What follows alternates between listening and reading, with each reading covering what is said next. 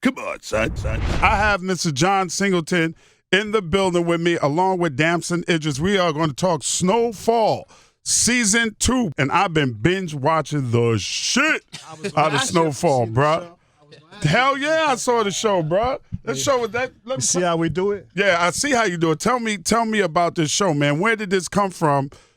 How did you think of this? I need to give me the whole rundown on this one, John. Well, I was trying to get in TV, and I was like, damn, I gotta find something to do that I could do. And I was like, I gotta keep it West Coast.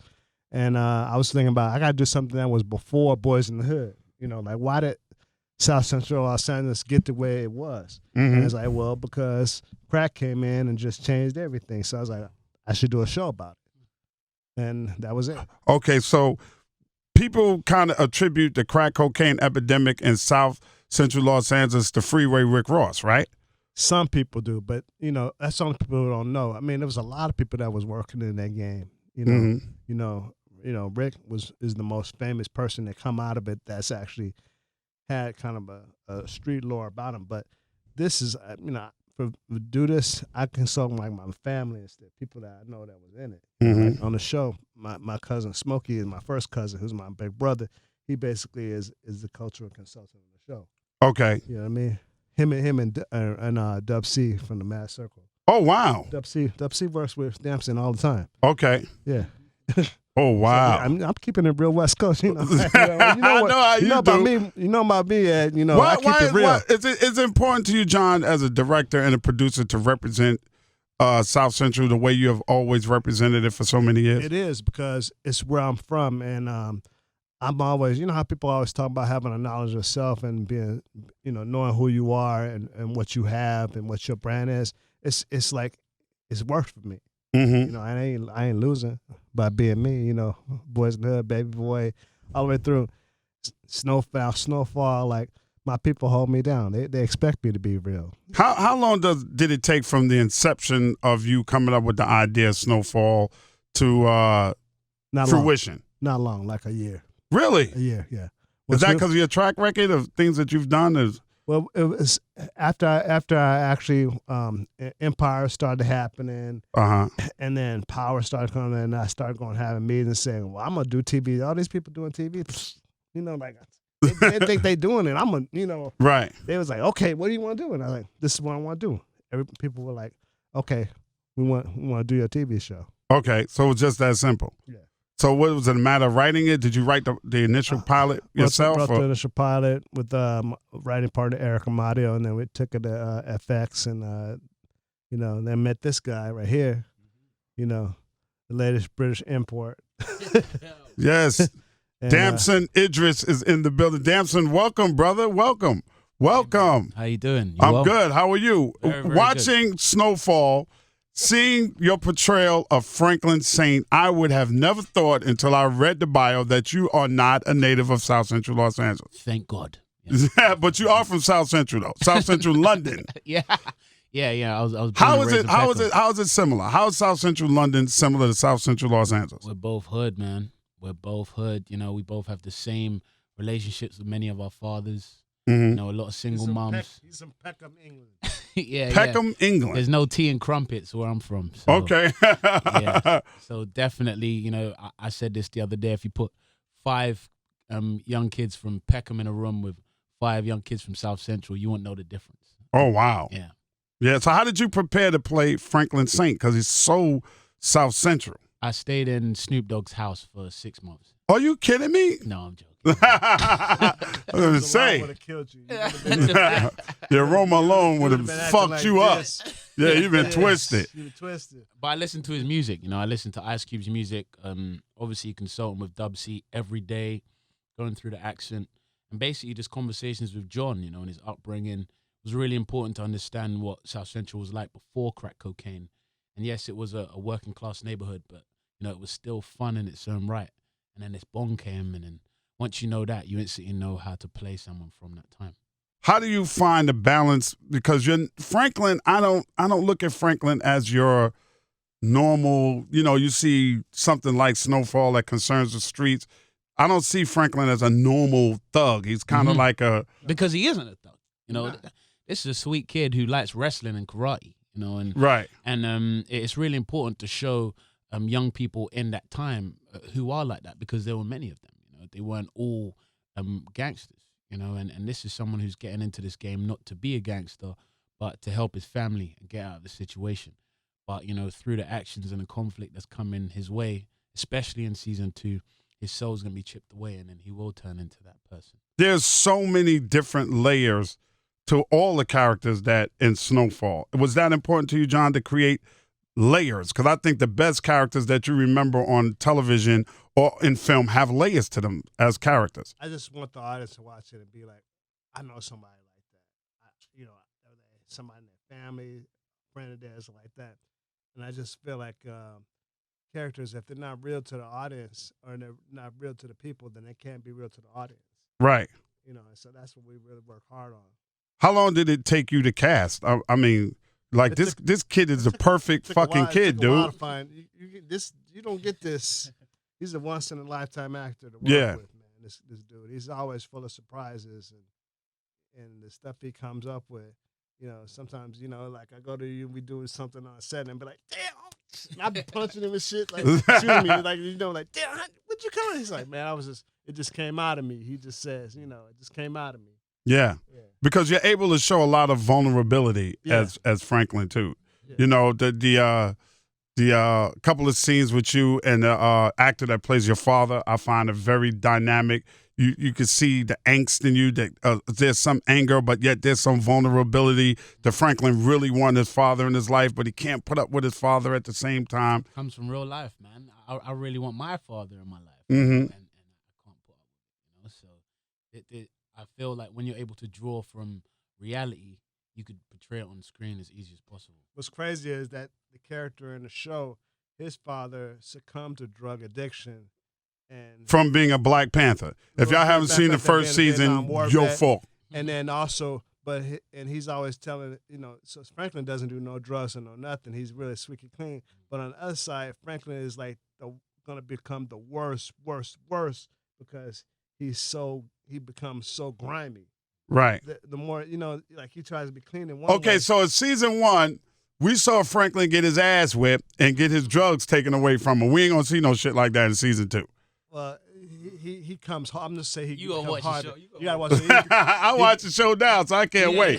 He becomes really, really hardened, but you gotta watch the show and everything. And we ain't gonna say we're gonna tell you some bullets is gonna be flying, you know, but he's not gonna be running around getting his ass whooped the whole damn season. Like, you know, he ain't no punk. You know, yeah, absolutely. And the show is more. It's the CIA operative, and it's the Latino gangsters and their drug dealers.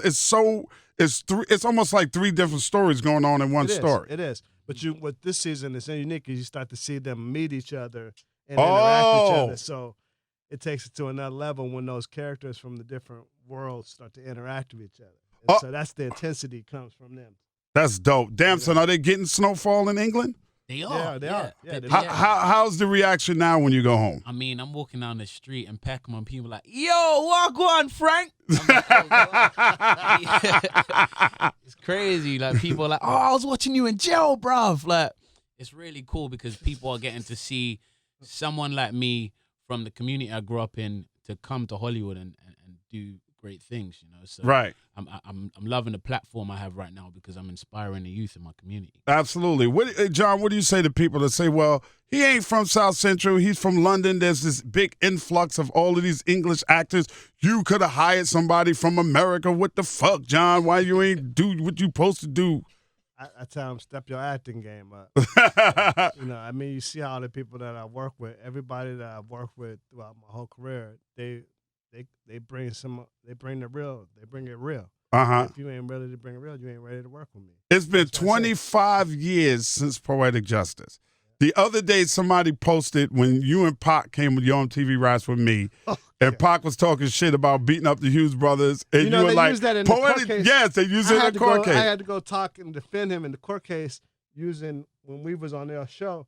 And I said, and I had to play it off. I was like, oh, he was just acting on the show. He was just being, you know, because when he beat up the Hughes brothers on the Spice One set, I had to use that, and it'd be like, I told him, I took the L for him. I told him to do that, because we were advertising the movie, right? and then he ended up having that. So for everybody that don't know, 25 years ago this week, Tupac and John came on Yo MTV Raps with myself and Dr. Dre. It's been 25 years to promote Poetic Justice, the movie. Pac had been working with the Hughes brothers. He was actually supposed to be a Minister of Society. He's supposed to be O-Dog, right? Yeah. What? Yeah. Really? Yes, he's supposed to be O-Dog, and they eventually. He's supposed to be the Muslim kid. Oh, he's supposed to be the Muslim kid. Yeah, okay. Sharif or something like right, that. a Sharif, and he said they fired him, but they fired him in a punk ass snitch way. And if you knew Tupac the way John and I knew Tupac, you knew that was not gonna fucking was fly. not gonna go over so well. he goes to a Spice One video shoot. He sees one of the Hughes brothers there, and he starts fighting the guy. Yeah. And he comes on Yo MTV Raps and he starts talking about it. Oh, So John is trying to promote Poetic Justice. I'm trying to cover Pac's mouth. Right. Like, So I had to don't talk snatch about him this up now. and put my hand against him.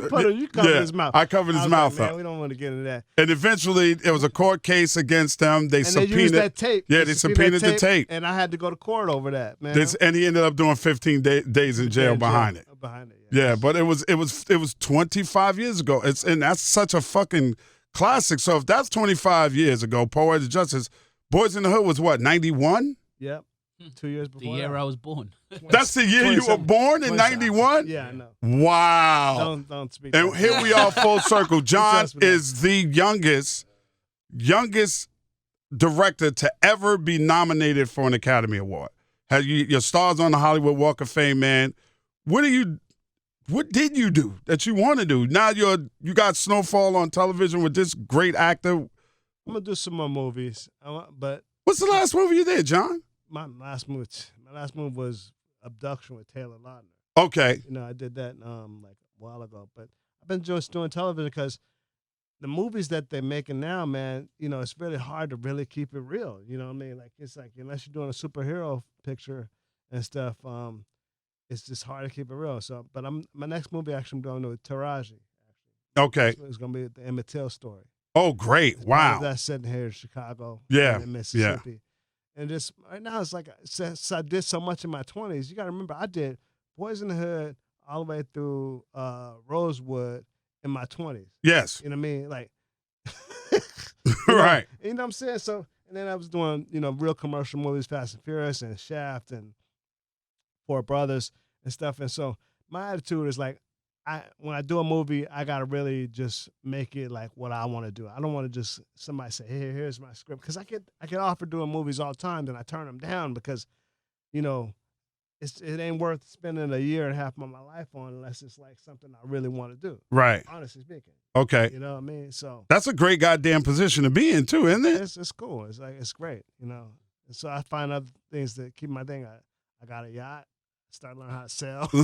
I know I don't want to sound like a bougie nigga and shit. That's all right. But That's I'm all just right. saying, Fuck but it. like I'm from LA. And I'm right there with him. But I'm from LA, so LA, and I'm in LA and in Miami, so I'm always near the water.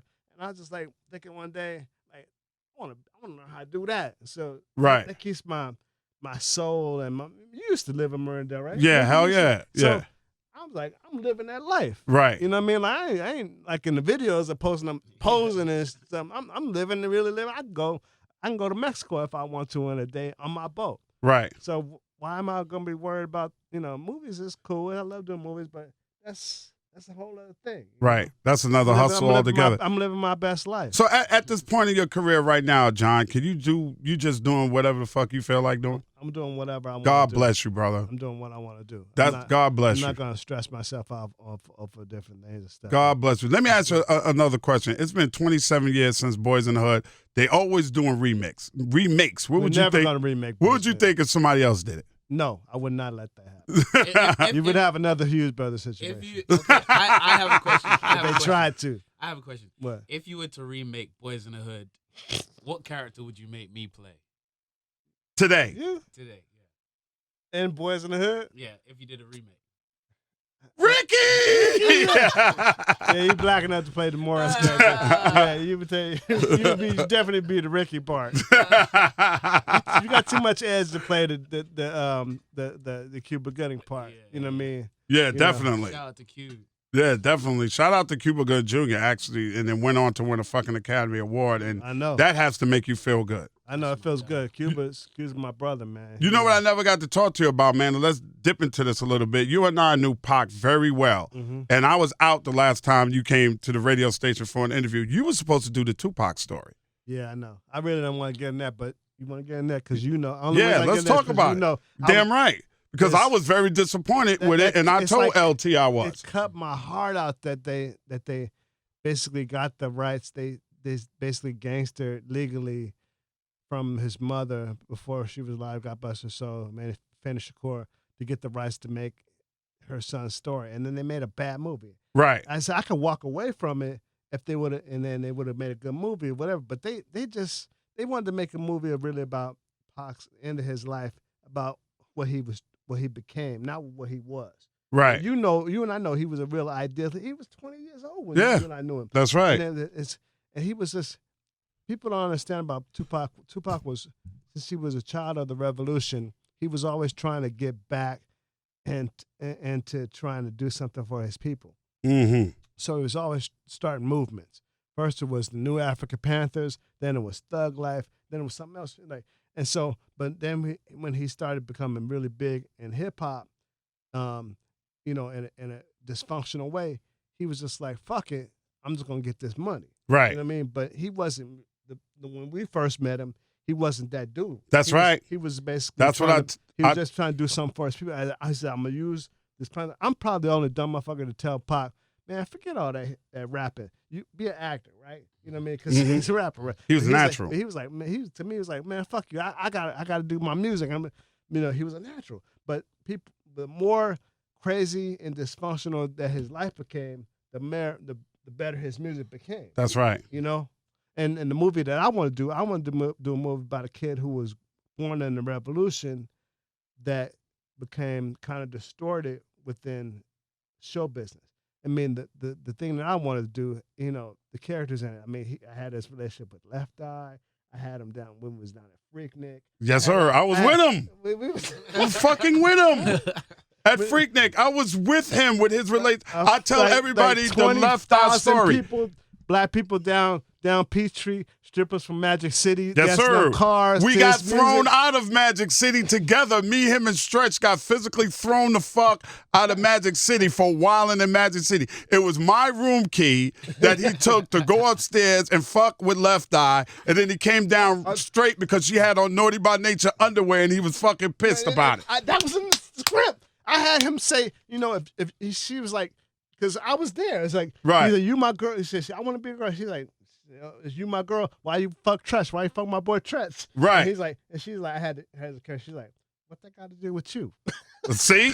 Like, I had the real stuff in there. And they were like, I had the stuff. I had stuff that only people who lived it would know. And they weren't about that. So I was like, fuck y'all. I ain't doing the movie. Man, do you think now it could be done again? I'm going to give it a few years. Okay. Okay. Because, now this generation, they're all about social media. They only know what they saw last week.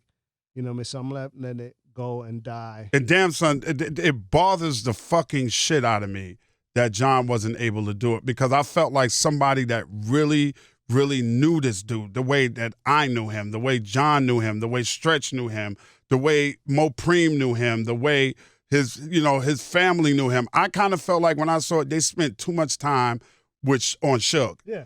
He didn't live a year. Yeah. After Suge got him out, he was dead within that year. He didn't even live. There was so much more to this dude. So much.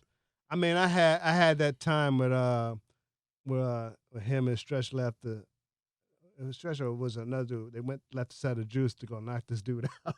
That was Stretch. That was Stretch. That was Stretch. I had him knock the dude out and the legs go up, and then they go back, and then he just go into the scene. I had all this stuff that people with him and Stretch actually auditioned for Juice.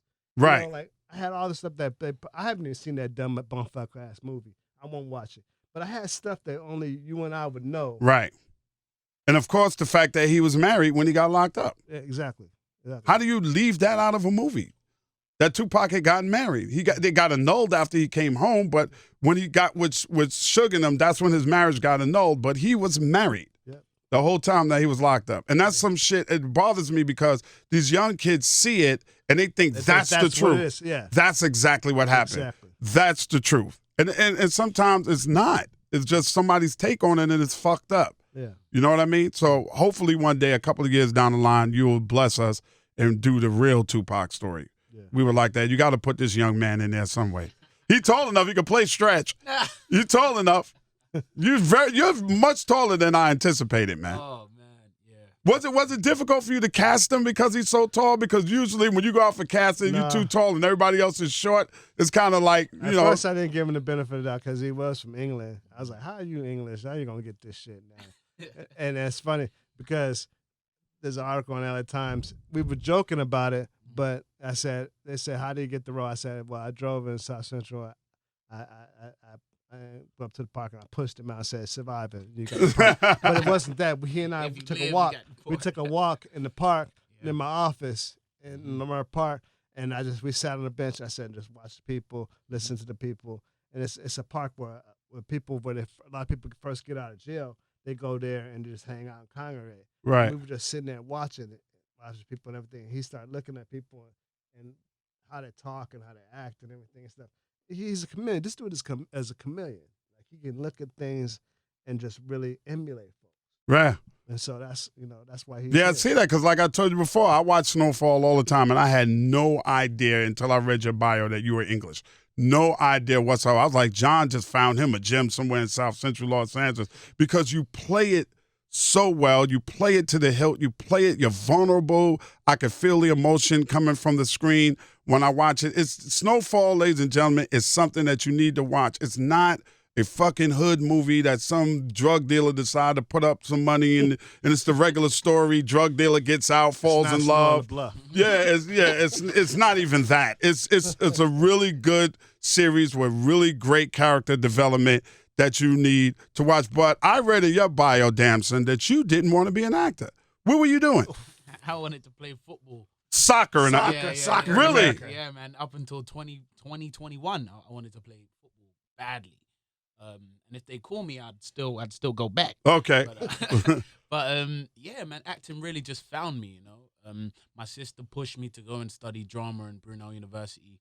And then I was lucky to get an agent at Identity Drama School. And then from there, the ball was kind of in my court. And then, ran into this story. My favorite movie is American Gangster. Okay. And my favorite actor is Denzel Washington. Okay. So his character in American Gangster is called Frank Lucas. So when the email came through and it was like Franklin Saint, I was like, it's mine. And I was from there, I was American at home, well before even getting an audition to come out to LA. I was like, I'm gonna start preparing now. Wow. So, yeah, you spoke that one into existence, huh? How old are you now? 26. 26. How the ladies treating Mr. Franklin Saint nowadays? And your last name is Idris? It's ugly. It's ugly. No, I'm taken. I'm taken. Yeah. Oh, really? I've got a queen. Okay. Is she back in London? She is. Yeah. Oh, boy. But she's always here with them. Yeah. She better be. With a bow and arrow, yeah. That is a good thing. Let me ask you, Damson, what do you want? What is your ultimate goal in this business? I just hope to take the responsibility. I really want to take the responsibility for my community and be seen as, this generation's Brando and Portier.